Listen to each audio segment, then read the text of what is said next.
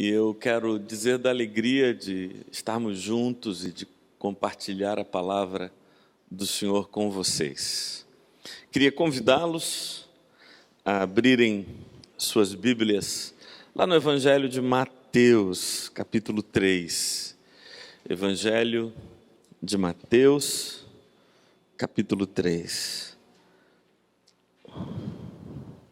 Na minha Bíblia, e é essa Bíblia que nós temos aqui, é a página 956, página 956, Mateus, capítulo 3.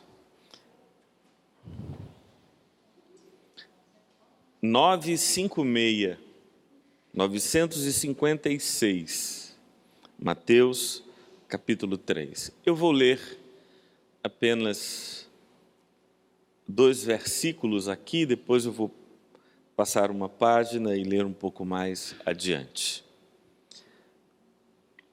Uma das figuras mais importantes do Novo Testamento é João Batista. Muito embora ele tenha uma aparição modesta, pequena mesmo, no Novo Testamento, no Evangelho, ele aparece nos 4 evangelhos, mas a sua aparição é pequena, é modesta. Contudo, João inaugura um modelo de vida, um estilo de vida e uma consciência de vida que serão determinantes na compreensão do que aconteceu com Jesus de Nazaré. Jesus de Nazaré é efetivamente um discípulo de João Batista. E há 3 evidências de que Jesus era um discípulo de João Batista que me saltam aos olhos. A primeira evidência é que o rito de iniciação de Jesus, o batismo, foi administrado por João Batista, ou seja, foi João quem o batizou. Foi João quem, nas águas do Rio Jordão, o incluiu neste grupo, e quando João ouviu, diz o texto do Evangelho, e Jesus se encontrou com ele, João diz: eu é que preciso ser batizado por ti, e tu vens a mim? E a resposta de Jesus é: não, faça desse jeito para que todo o plano de Deus se realize. Então, João batiza Jesus, e ele então é incluído nessa nova dinâmica que havia sido inaugurada por João Batista. Em segundo lugar, uma segunda evidência de que Jesus era um discípulo de João Batista é que Jesus levava essa vida nômade e celibatária nos moldes de João, pregando de aldeia em aldeia, de cidade em cidade.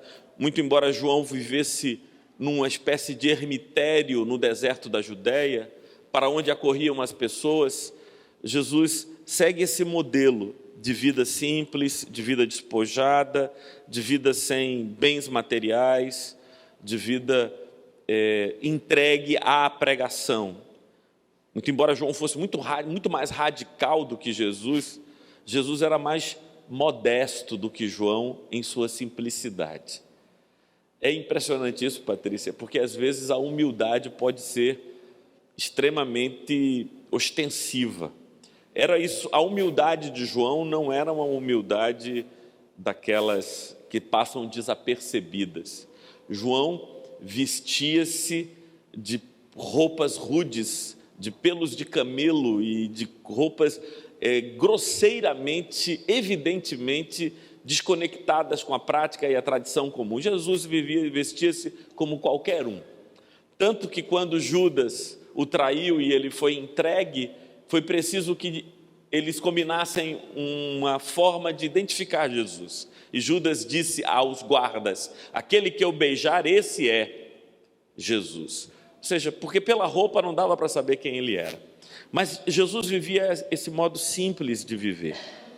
Uma terceira evidência de que Jesus era discípulo de João manifesta-se no fato de que quando João sentiu que estava terminando o seu ministério, ele voltou-se para os seus próprios discípulos e disse: eis o Cordeiro de Deus que tira o pecado do mundo, a ele segui.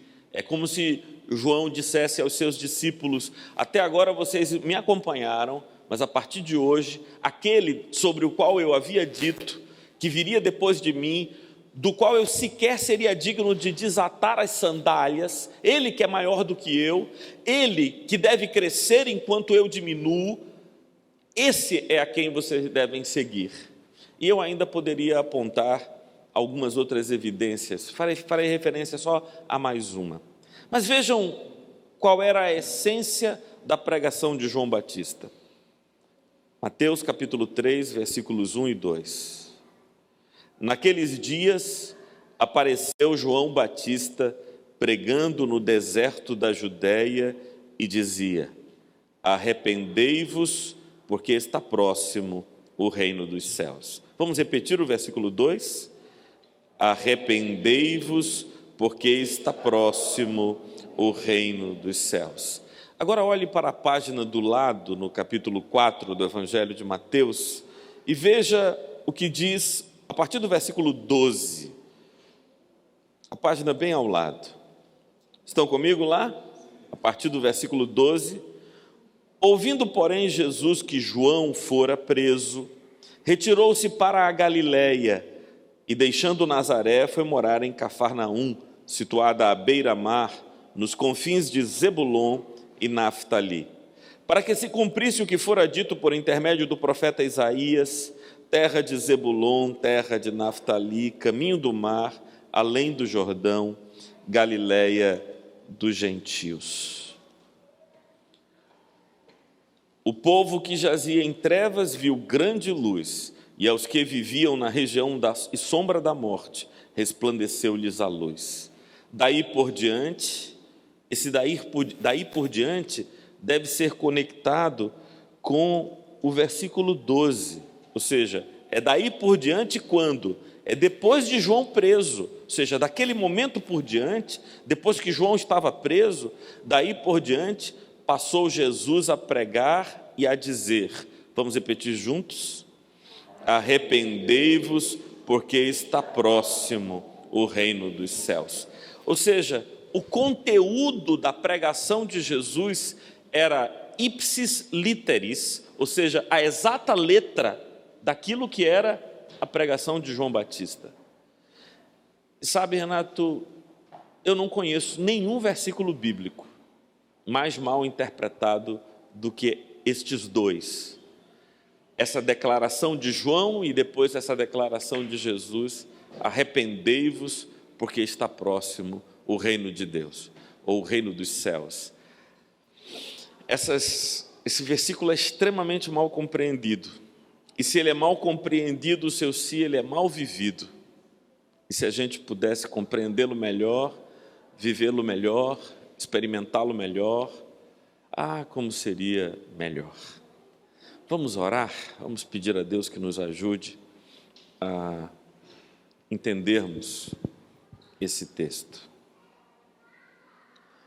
Senhor, Espírito, já invocado entre nós e certamente presente em nosso meio, nós te pedimos socorro, ajuda para iluminar a nossa compreensão da Tua Palavra.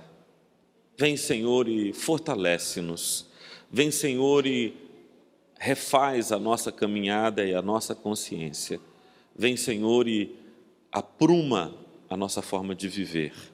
É isso que te pedimos em nome de Teu Filho Jesus. Amém. Amém. Eu tenho uma impressão, João, que entre as atualizações linguísticas do politicamente correto que temos vivido nos últimos 20 anos, e as pessoas querem saber sempre o que é politicamente correto, uma das coisas que deixou de ser politicamente correto, Solange, foi arrepender-se. As pessoas acham que não devem se arrepender. Elas dizem, não, arrepender não.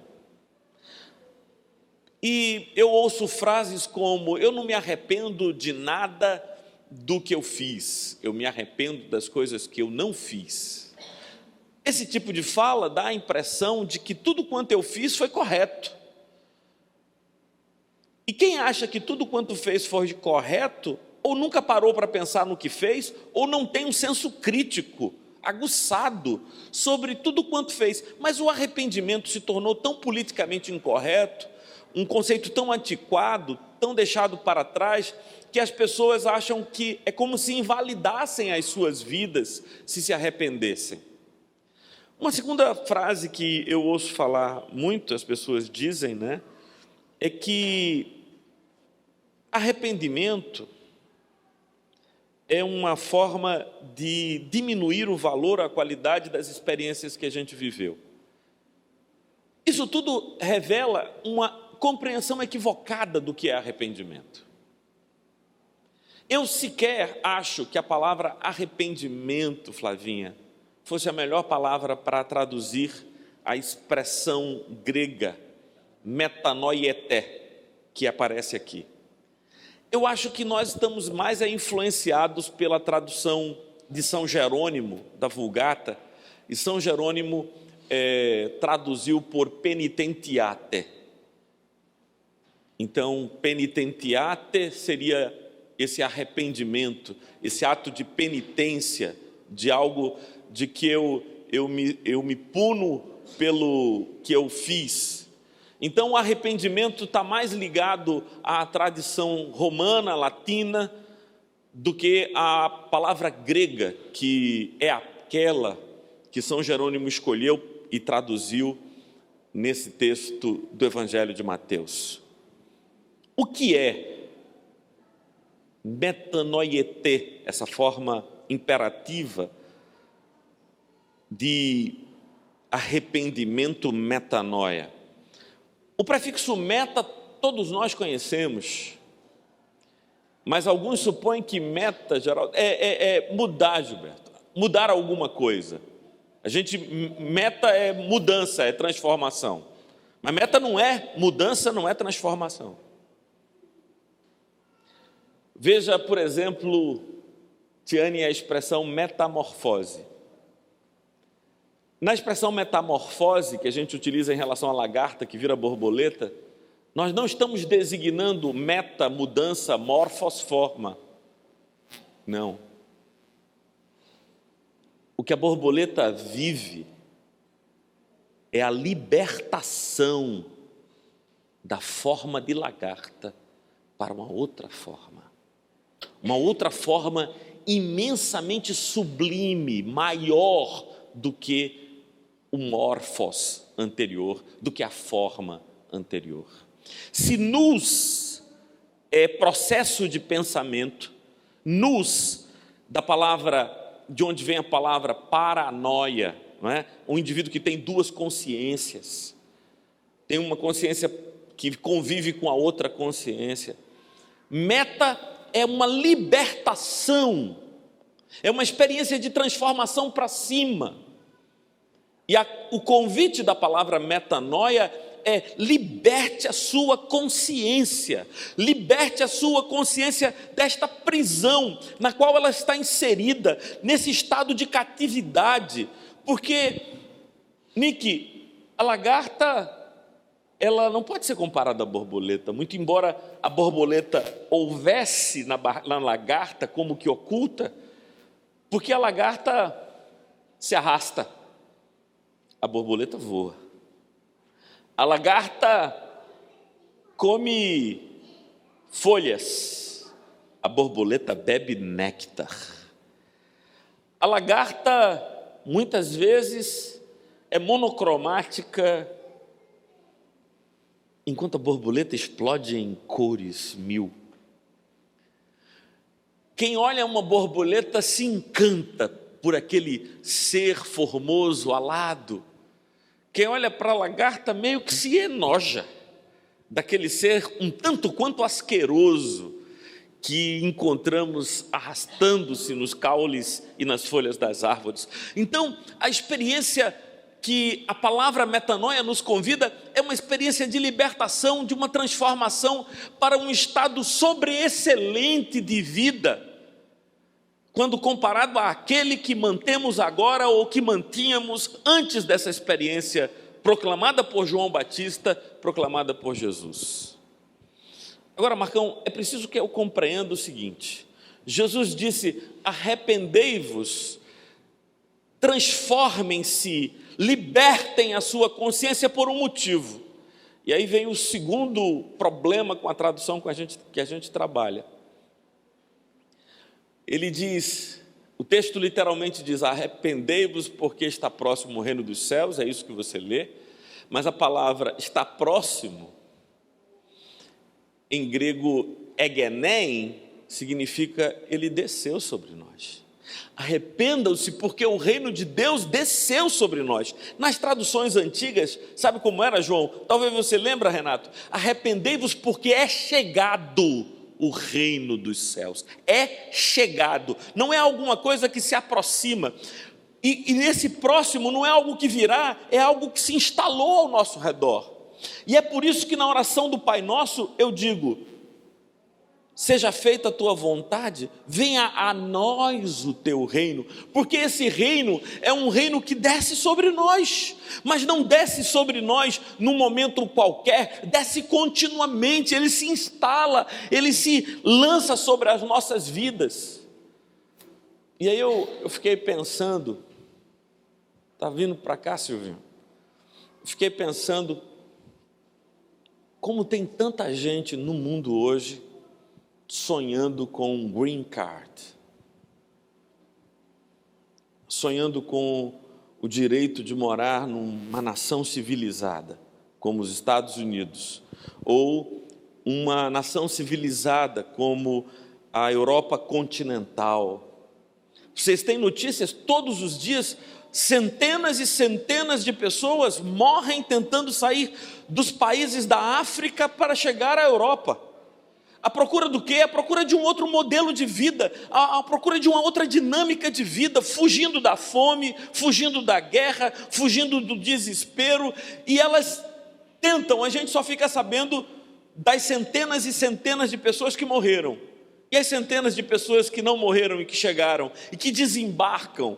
Quando você vai a cidades como Paris, Londres, Roma, você vê nitidamente o número imenso de africanos, indianos, que enchem aquelas novas cidades, aquelas cidades antigas, antiquíssimas, com novas atividades que você não via antes. É o pessoal vendendo bolsas nas ruas e fugindo da polícia, né? Então o cara bota um lençol assim e bota aquelas bolsas, todas elas falsificadas, é verdade, para vender assim, e daqui a pouco alguém grita, o rapa, aqui no Brasil a gente chamaria assim, o rapa. Então o cara pega o lençol grandão, bota nas costas e pica-se dali, vai embora.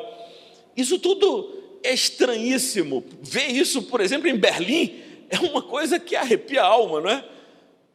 Em Berlim, mas é isso, é o resultado desse processo. As pessoas estão à procura daquilo que nos Estados Unidos é chamado de green card, ou seja, a licença de viver com dignidade, de se sentir partícipe, de se sentir pertencendo a uma coisa que não seja marcada pela violência, pelo desrespeito, pela morte, pela fome, pelo desespero. Quando o texto diz arrependei-vos porque é chegado o reino de Deus, o reino dos céus, o espírito é esse: libertem a consciência de vocês, porque aquilo que vocês desejavam, aquilo que vocês aspiravam, aquilo que vocês queriam muito, aconteceu. O reino dos céus, ele veio e ele chegou. E aí duas perguntas se instalam para nós hoje. Lulu correu que só, não foi, Lulu? Mas que bom que chegou. Duas perguntas se instalam para nós hoje. A primeira, e a mais difícil, Marcelo, é se o reino dos céus chegou, onde ele está? Será que foi uma miragem de João Batista e de Jesus, que viram o reino dos céus chegar, Mas se ele chegou, onde ele está? Porque certamente o reino dos céus não se confundem com as igrejas cristãs que estão espalhadas pelo mundo, é outra história. Certamente o reino dos céus não se confunde com nações cristãs. As nações cristãs são a síntese de algo oposto ao reino dos céus, quando o nome de Deus é utilizado para fazer aquilo que é oposto à vontade de Deus, e tem sido assim ao longo da história. No ambiente acadêmico, Flavinha, nada serve de argumento antitético à pregação do Evangelho de modo tão eficaz quanto a história da igreja.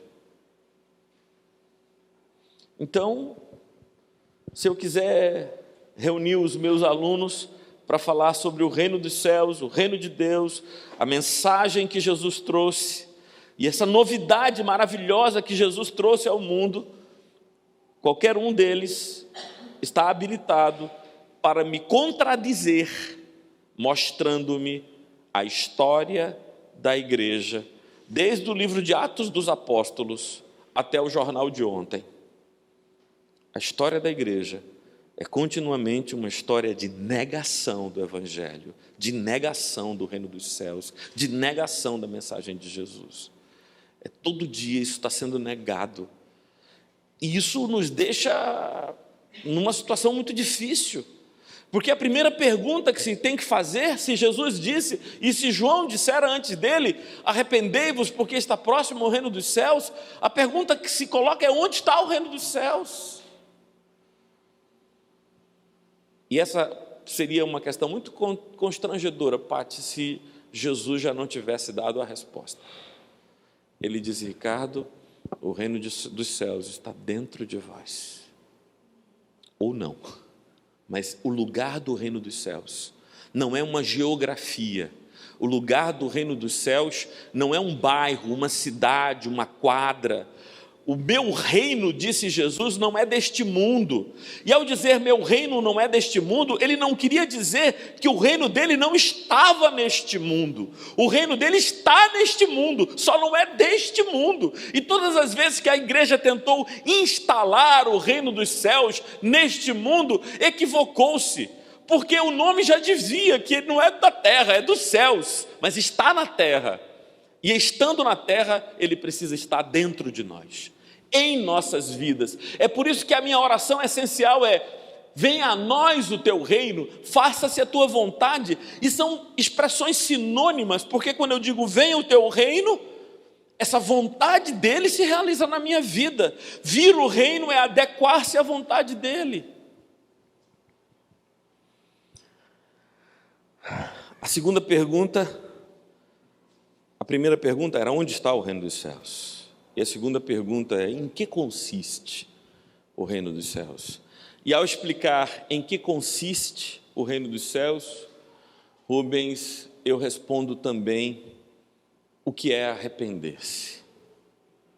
Arrepender-se, esqueça arrepender-se no sentido latino, romano, do penitentiate. Que experiência é essa de eclodir do casulo absurdo para a dimensão do reino? A dimensão do reino. Que experiência é essa?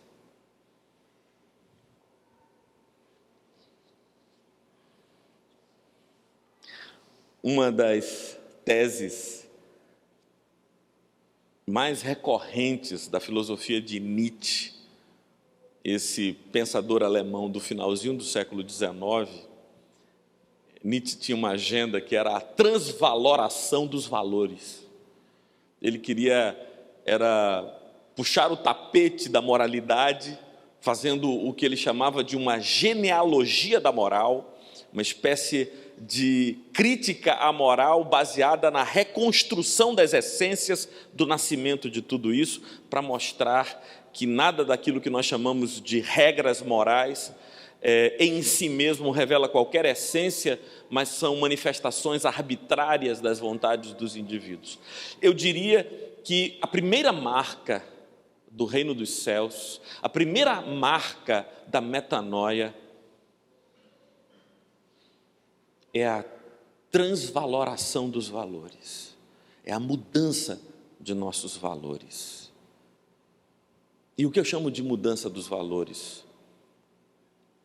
A gente tem que mudar o que tem importância e o que não tem importância, porque valor é justamente isso, é uma escalinha, Renato, dizendo, isto é mais importante do que isto.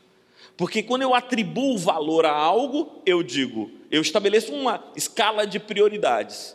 Então, a transvaloração dos valores significaria dizer, essa ordem que foi instalada e que virou senso comum, com todo mundo concorda, todo mundo aplaude, todo mundo persegue, agora é outra coisa, é a transvaloração disso tudo. Jesus nos ensinou a termos outros valores, a termos outras prioridades e a buscarmos estas prioridades, ainda que isso represente o que efetivamente representa. Aceitar os valores do reino dos céus, abrindo mão dos valores aqui, permanentes e presentes aqui, significa incompreensão. É claro. Porque quem pensa na categoria da terra não pode compreender os valores dos céus. Então, é a incompreensão. Junto com a incompreensão, o julgamento. Junto com a incompreensão e o julgamento, a reprovação e a rejeição. Mas quem quer ser reprovado e rejeitado? Nós queremos ser aplaudidos. Mas, Sueli, a quem os perversos aplaudem? Aos mais perversos que eles.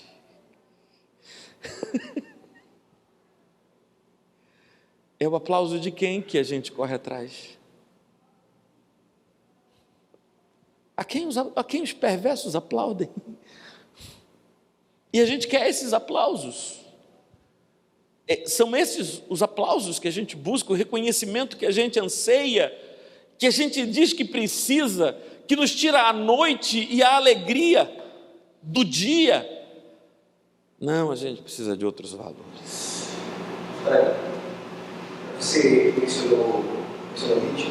A alegoria que Nietzsche usa para se referir à pré-rodação é a mesma que Jesus usa para se referir a completamente do céu, que é a criança. Exatamente.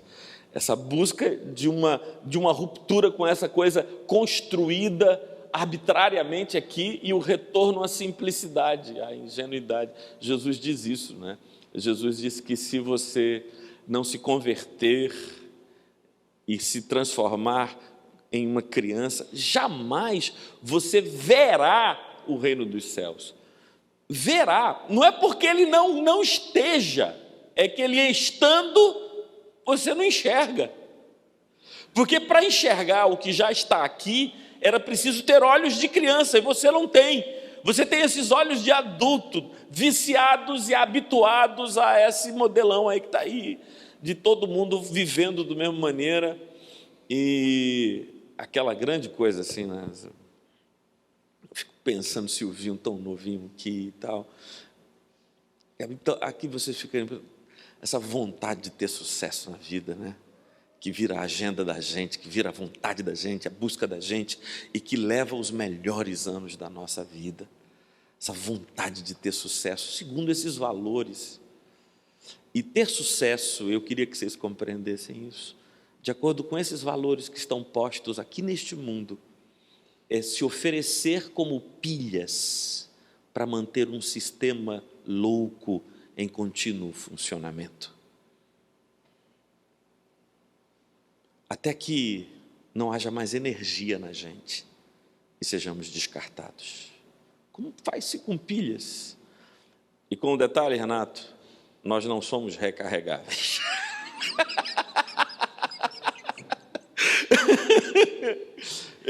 Poxa vida. Pô, você já pensou se tivesse... Mas essa é a expectativa da reencarnação, né? A reencarnação é exatamente isso. O cara chega aos 80 anos, e está ali com dificuldade para andar, não tem problema, rebobina. Mas pelo que eu sei, e Vinícius me disse isso também, né? Lembra de Vinícius que disse que, olha, outra vida, só se alguém me vier com um documento do céu dizendo outra vida. o assinado, Deus, e diz Vinícius, confirma reconhecida. Confirma reconhecida. Se não reconhecer a firma, não vale não. Não vale não. Então é isso, quer dizer, gente, então deveria ter outra coisa, outro caminho, outro modelo de vida, que essa vida valesse a pena, que não fosse essa vida cuja energia, cujo esforço, cujo melhor de mim é oferecido em holocausto a esse ídolo do sucesso, que, como todo falso Deus, nada é.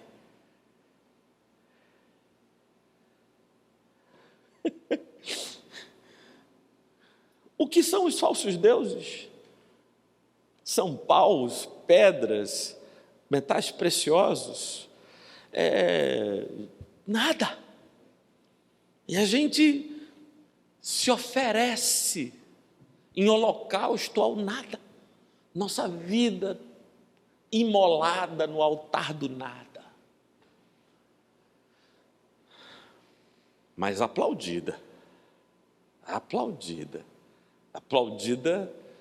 pelo mundo, que vê que valeu a pena essa vida. Afinal de contas, você morreu e deixou para a viúva 2 carros e 3 apartamentos, né?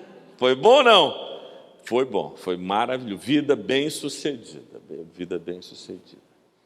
Martorelli, se não é isso, o que é, Martorelli? Que valores são esses? Eu diria, no esforço de ser simples, como é o Evangelho, que a palavra caridade pode ser um bom caminho, uma vida marcada por caridade. Eu gosto de caridade porque eu acho a palavra amor uma palavra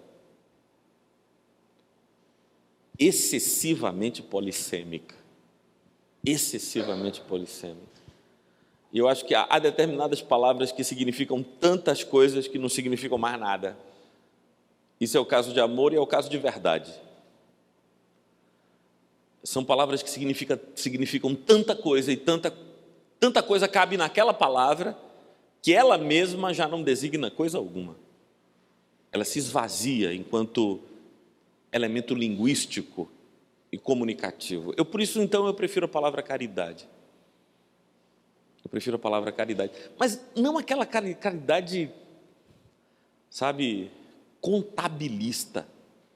Não tem caridade contabilista? Nunca ouviu falar, Tati? Aquela caridade assim, rapaz, sábado à noite eu aprontei, sábado à noite eu reconheço, meti o pé na jaca, foi difícil. Isso gerou um débito e eu preciso compensar meu débito com alguns créditos caritativos. E aí eu vou fazer umas boas ações, ajudo as velhinhas a atravessarem a rua, dou a minha contribuição na campanha do quilo, e aí faço uma série de coisas que vão ali compensar essa balança porque sábado foi demais. Esse tipo de caridade contabilista tem mais a ver com penitentiate, não tem a ver com metanoia. A caridade da qual eu estou falando é um novo modo de viver. Um modo de viver cujo signo é o amor cuidadoso, interessado. Essa capacidade de ver a todos como seres iguais e igualmente relevantes para mim.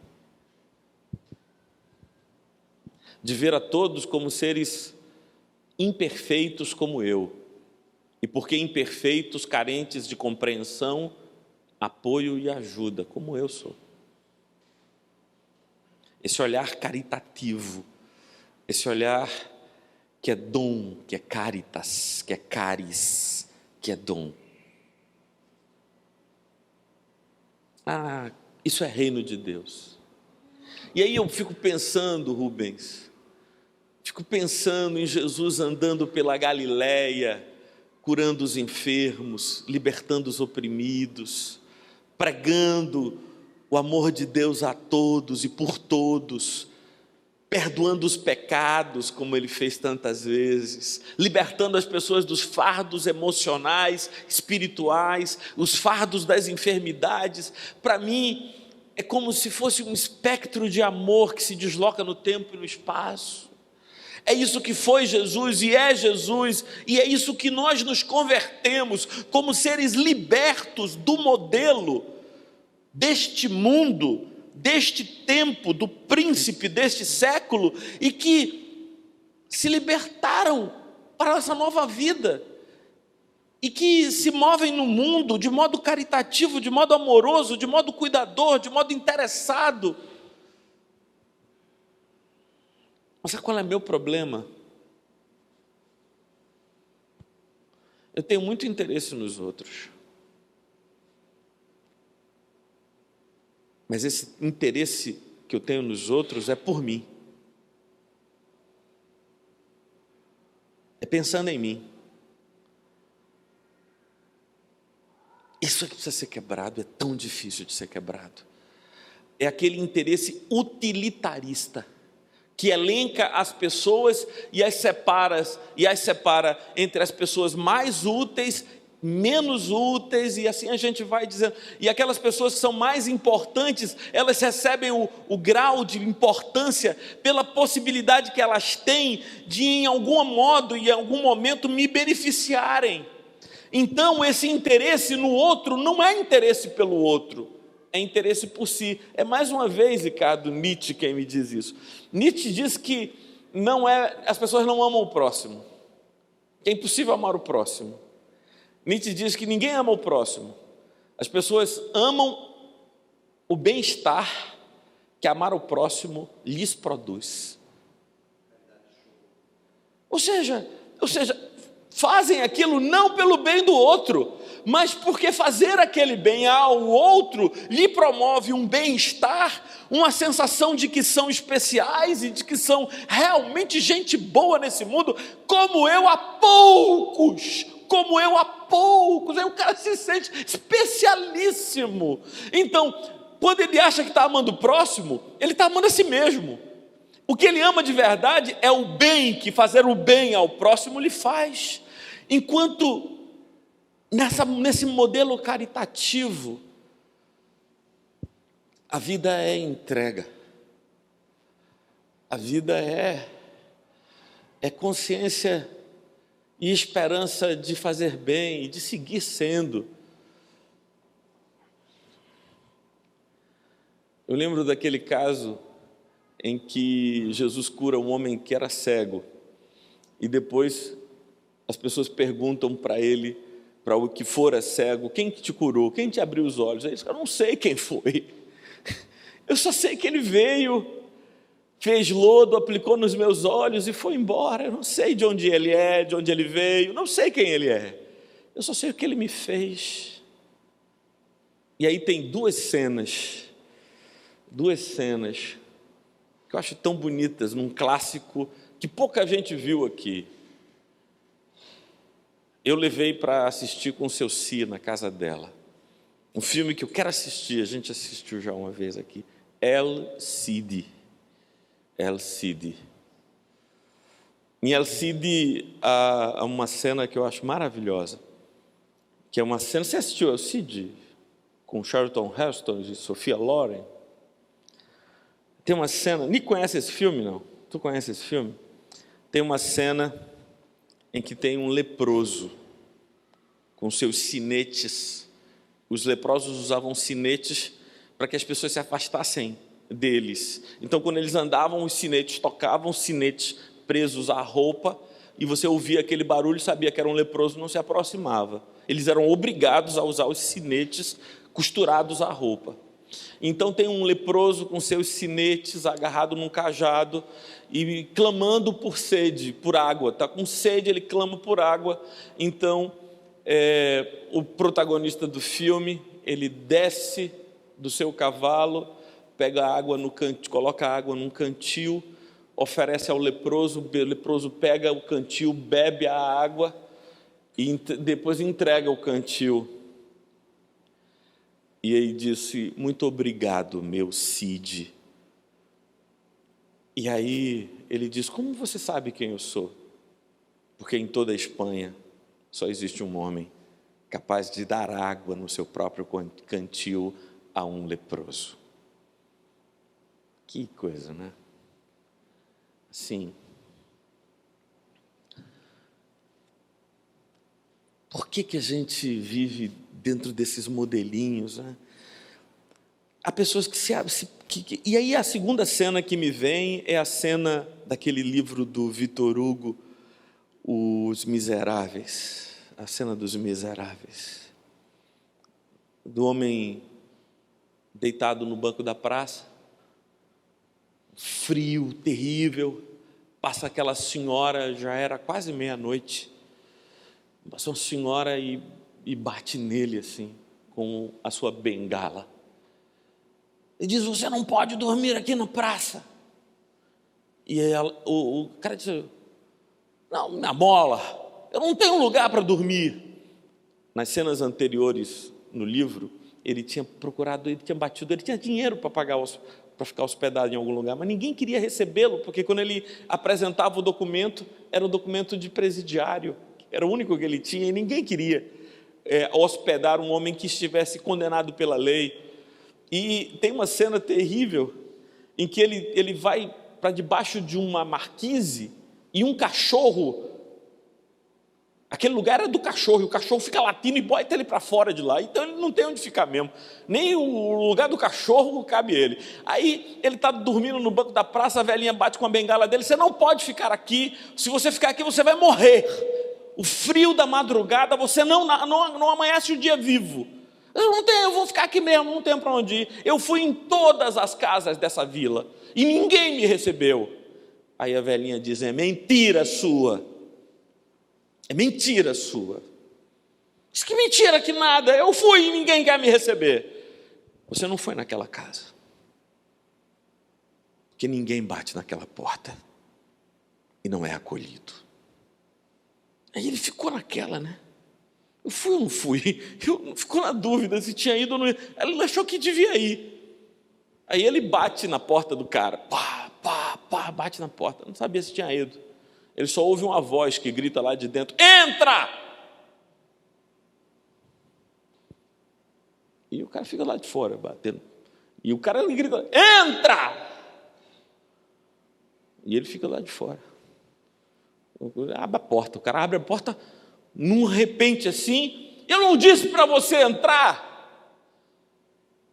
Aí ele diz: você não sabe quem eu sou. Aí o cara que estava dentro da casa disse: é claro que eu sei quem você é. E aí o Jean Valjean pergunta: quem eu sou? E o bispo responde: você é meu irmão. Entra. Você é meu irmão. Claro que eu sei quem você é. Você é meu irmão. Ele entra, o bispo manda ele sentar, quer saber dele, quem ele é, e ele diz talvez a frase mais bonita do livro inteiro. A frase mais bonita do livro inteiro. E sabe como é, Solange, essa coisa de contar filmes e livros? A gente começa contando, acaba contando o final. É um problema. Mas então, entra. Puxa vida, eu queria que você me desse um prato de comida e uma cama para dormir, e amanhã eu serei um novo homem. Um prato de comida, uma cama para dormir, e amanhã eu serei um novo homem. Claro. Manda botar a mesa, e aí quando a assistente do bispo está colocando a mesa, aí o bispo: põe a prataria que tem visita. A mulher assustada, né? Bota a prataria para servir a sopa, os talheres da visita. E serve, oferece a cama, ele oferece a sua própria cama para ele dormir, ele vai dormir no outro canto, o bispo vai dormir no outro canto. No meio da noite, Jean Valjean levanta e vai roubar a prataria. Vai roubar a prataria. Quando ele está com a prataria na sacola, o bispo, ouvindo um barulho, passa por ele. Ele pega um candelabro de prata, que ele ia roubar também, e bate na cabeça do bispo, o bispo cai. Inconsciente. Ele pega o candelabro, bota na mochila e vai-se embora. Mal amanhece o dia, quem está de volta? Jean Valjean, preso por guardas que entenderam que a prataria era do bispo, porque estava com as insígnias do bispo na prataria. E aí chegam com Jean Valjean e dizem os guardas ao bispo: seu bispo, prendemos esse homem, e ele, tentando se desculpar, disse que essa prataria toda que ele está com ele aqui, foi o senhor que deu a ele. O bispo olha para os guardas e diz: claro que foi, fui eu que dei a ele. Agora eu estou com raiva do senhor. A Jean Valjean não sabe o que dizer, está perplexo. Estou com raiva do senhor. O senhor esqueceu o outro candelabro. Mulher, vai buscar o candelabro que ele esqueceu. Aí ele pega o outro candelabro de prata, bota na sacola de Jean Valjean e diz: com esta prata eu compro a tua vida e liberto do poder do diabo para Deus. Agora vai e cumpre a promessa que tu me fizeste. Ele não sabe que promessa é essa. Ele diz: que promessa? Ser um novo homem. Ser um novo. Victor Hugo, cara, que coisa. Vai. Então sai Jean Valjean, o miserável, espalhando amor pelo mundo. E o livro inteiro é essa história de um homem tentando amar o próximo, perseguido por um outro miserável que nunca compreendeu o que é amar. Ele só sabia da lei. Você lembra da figura do inspetor que só conhece a lei e que quer viver a lei? E a brincadeira do Victor Hugo é exatamente essa. Quem é o mais miserável? O cara que quer seguir a lei, que quer fazer a lei. Aí lascou, porque aí eu vou embora, né? Contando a história. Porque, como ele tinha sido preso e o inspetor tinha sido um dos guardas da penitenciária, num lance, o inspetor reconhece Jean Valjean como um ex-presidiário e o denuncia à corte francesa. E vem a notícia de Paris que aquele não era Jean Valjean, não era ele. Porque ele estava sendo preso, julgado em outro lugar, que não podia ser ele. Aí o inspetor, que é legalista, miserável, chega para Jean Valjean, que era agora prefeito de uma pequena cidade, e diz aqui: houve uma grave infração, um crime foi cometido, e eu trouxe a notícia para o senhor, para que o senhor ordene a prisão do delinquente. Aí ele disse: pois não, o que é que houve? Eu fiz uma falsa denúncia contra o senhor, e como eu lhe denunciei falsamente, o senhor precisa me condenar, porque é isso que a lei exige, que eu seja condenado pela falsidade que eu falei. Aí tem outra cena bonita, linda demais. Deixa isso para lá. Não posso deixar para lá, não posso esquecer. A lei tem que ser cumprida, e eu cometi um delito, e eu tenho que ser punido. Aí ele diz assim: eu sou prefeito dessa cidade, não sou? Sim, o senhor é. O senhor não é obrigado a me obedecer segundo a lei? Sou obrigado a lhe obedecer segundo a lei. Então eu lhe ordeno que se perdoe.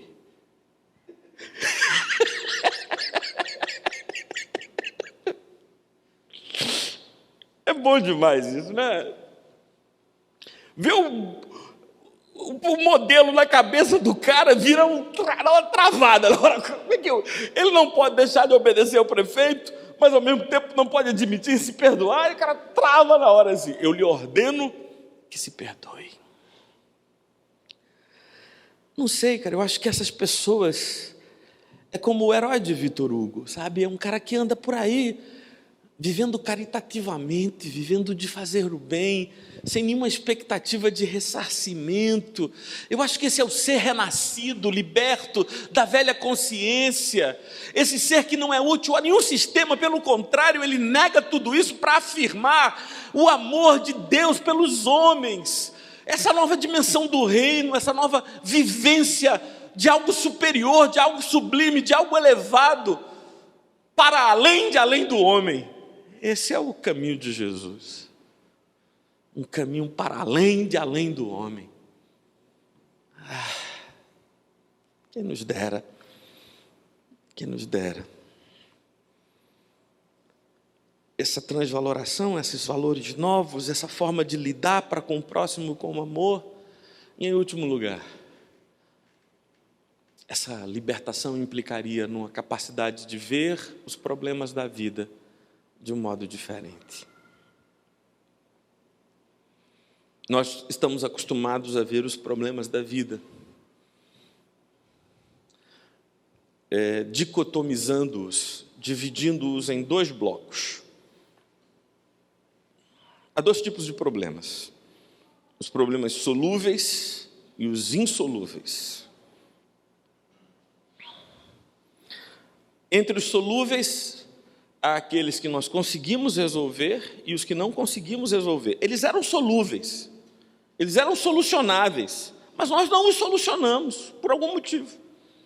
Ou os solucionamos.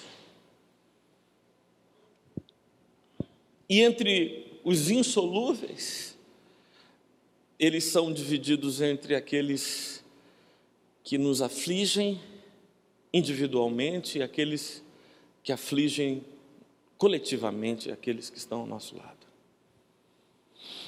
Esse tipo de lógica, esse tipo de arrumação da vida e da consciência é receita de sofrimento. E por que Naim é uma receita de sofrimento? É porque é uma forma de compreender a vida a partir dos problemas. Mas me diga se não é assim que você pensa a sua vida. Por exemplo, amanhã é segunda-feira, começa uma nova semana, e aí você pensa, eu tenho muita coisa para resolver, tenho muito pepino para tratar e tal. E a gente olha para a vida como se a vida fosse a capacidade de superar obstáculos, é uma mirada para a existência a partir dos problemas. Eu acho que isso é um equívoco enorme. Isso não é estar em conexão com o reino. E o que seria então essa mirada do reino? Eu penso, Aninha, que ver a vida da perspectiva do reino é dar-se conta de uma presença. E essa presença é por si só suficiente.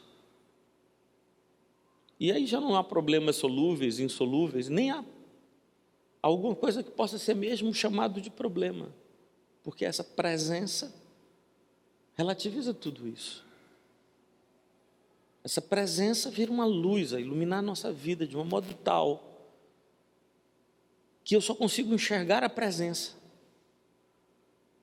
Eu não consigo enxergar as miudezas dessa existência. E eu vou existindo, vou vivendo, vou respondendo às perguntas e demandas que a existência me faz, mas a grande realidade na minha vida é aquela presença. Tu lembra, João, que Jesus contou duas parábolas, cujo conteúdo é exatamente o mesmo. A primeira parábola conta a história de um homem que vai a um campo, encontra um tesouro oculto no campo, vai, vende tudo que tem, compra o campo e passa a ter o tesouro. O que ele faz com o tesouro? Não sei, ele só tem o tesouro agora. O desejo dele é ter o tesouro. Não é que o tesouro agora vai fazer com que ele negocie e tenha outros tantos. Não, ele quer ter o tesouro. Ou então, aquela outra parábola de um homem que, esse sim, era negociante com joias e pedras preciosas, e encontra uma pérola de grande valor. Vai e vende tudo que tem e compra a pérola. E o que é que ele faz com a pérola depois? Com nada. Ele quer ter aquilo é mais do que tudo. Para mim, isso é presença. Quando eu me dou conta da presença de Deus na minha vida, essa presença se torna a luz, a tomar tudo, a dominar tudo, e estar em comunhão com essa presença, e viver movido por essa presença, e ao sabor e à força dessa presença, é minha única alegria.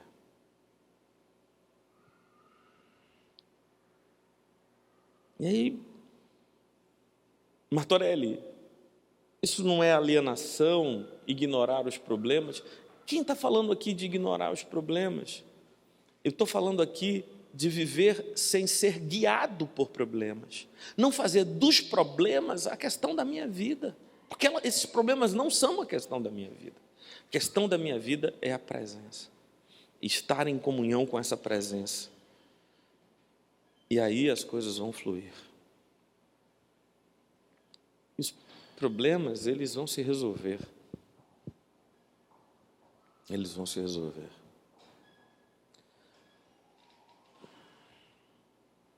Agora, quem aqui é capaz de me dizer? Eu vou fazer uma pergunta, mas já vou dizer que eu não levanto a mão para responder como... Viu, Marcão? Eu estou fazendo uma pergunta a vocês, mas eu já me reprovo na pergunta que eu faço. Eu já estou reprovado na pergunta que eu faço. Porque o reino de Deus ainda não se realizou em mim e eu não experimentei a metanoia que eu precisava viver. E a pergunta é essa. Fazer uma conta simples. Você pensa mais em Deus ou em problemas? Está reprovado também? Se matricula comigo lá na próxima turma. Pronto. Você pensa mais em Deus ou em problemas? A tua vida é guiada pelos problemas ou pela presença? Aí você está dizendo,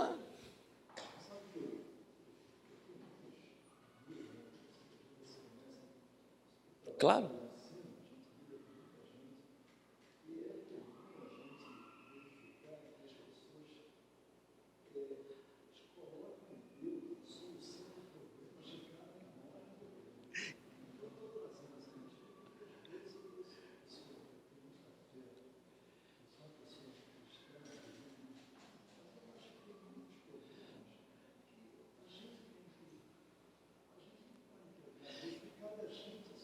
Exatamente, mas mesmo assim, essa relação, é muito bom esse exemplo que você está dando, sabe por quê? Porque esta relação com Deus se dá mediada pelo problema, ou seja, eu busco em Deus a solução para os meus problemas, logo o que move a minha vida são os problemas, até quando eu busco a Deus.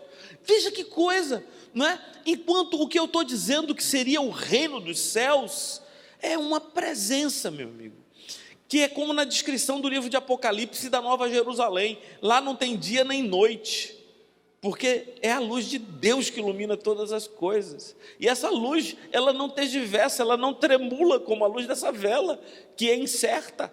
Essa presença acabou com dia e acabou com noite, ninguém vê estrela na Nova Jerusalém, porque ele é o sol do meio-dia, porque ele é o brilho constante. Então, que coisa extraordinária esse exemplo que você deu, porque até na nossa relação ordinária com Deus, esta relação se dá mediada pelo problema, porque a gente vive para resolver problemas, e não para fruir comunhão com Deus. Não para fruir comunhão com Deus. Agora, para concluir, Nick, eu coloco o seguinte para vocês. Martô, dá para viver isso? Ou isso é algo tão lindo e inatingível? É algo tão sublime, maravilhoso e simultaneamente inexperimentável? A minha resposta é que dá. E eu tenho 2 motivos para dizer que dá para viver isso. Primeiro motivo é que Jesus nos chamou para seguir esse caminho. E eu não acredito que Ele nos chamou. Não, Ele nos chamou para seguir um caminho que não pode ser seguido. Para mim isso seria loucura. Eu acho que Ele nos chamou para seguir esse caminho. E eu acho que é possível seguir esse caminho. E eu acredito nisso porque Jesus nos chamou para seguir esse caminho. Eu acho que ele é possível. Em segundo lugar, eu acredito que é possível seguir esse caminho porque eu conheço alguns caras que seguiram esse caminho. E vocês já sabem do cara que eu vou falar, que é São Francisco de Assis, um cara que seguiu esse caminho. Tá bom, ele era doido, é verdade.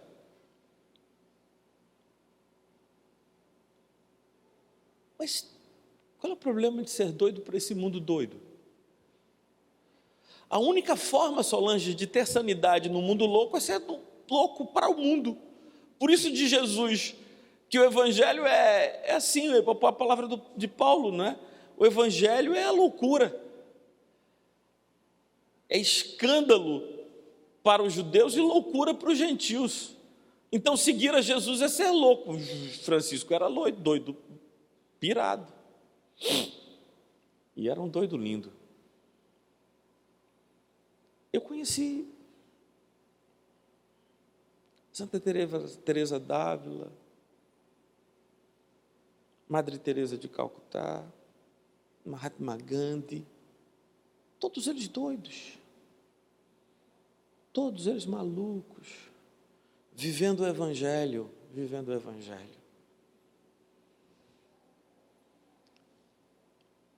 Martô, bate devagar aí, sabe por quê? Porque faz pelo menos uns 70 anos que Gandhi morreu e foi o último cara que tu citasse. De lá para cá, velho.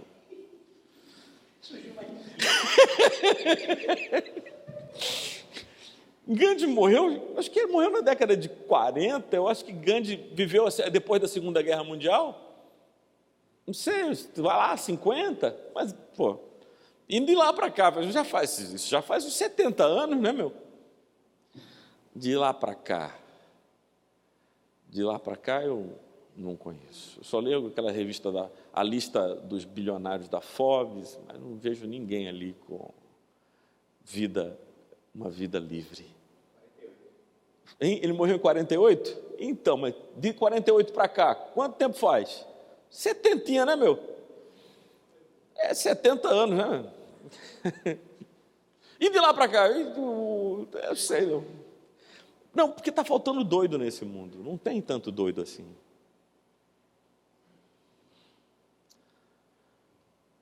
Não, eu acredito que esse é um caminho que pode ser seguido.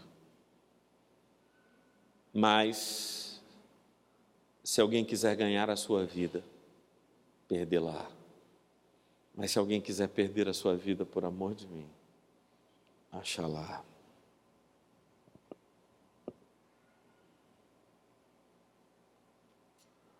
Vamos ficar de pé? Vamos orar? Misericórdia.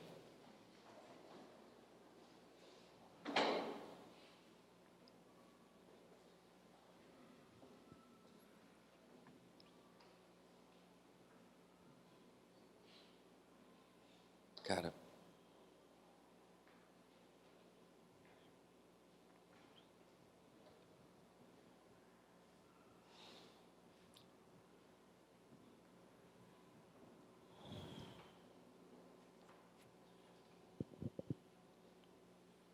Senhor Deus, muito obrigado pela Tua palavra, pelo Evangelho que lemos há pouco, e porque a Tua palavra não foi contaminada e adulterada a tal ponto que nós não conseguimos agora, olhando para ela, ver a tua mensagem. Mas ao mesmo tempo, Senhor, clamamos a tua misericórdia, o teu perdão, porque conhecendo a verdade, vivemos imersos na mentira.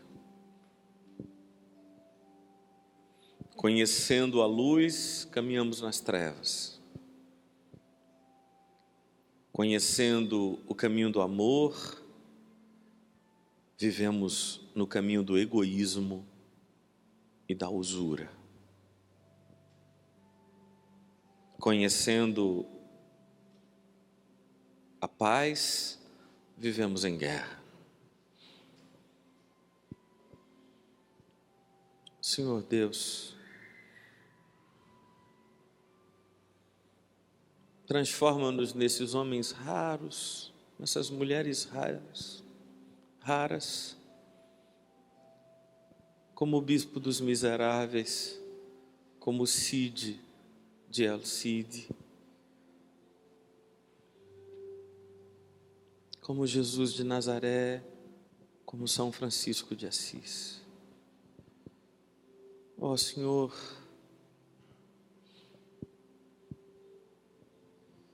ó Senhor, muito obrigado por nos ofereceres a vida, e a vida abundante, a vida plena, a vida cheia de razão e de sentido, muito embora a tenhamos e estejamos desprezando.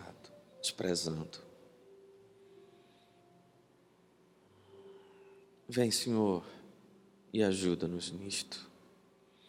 Em nome e para a glória do teu Filho Jesus, é que pedimos que seja assim. Amém. Podem se assentar.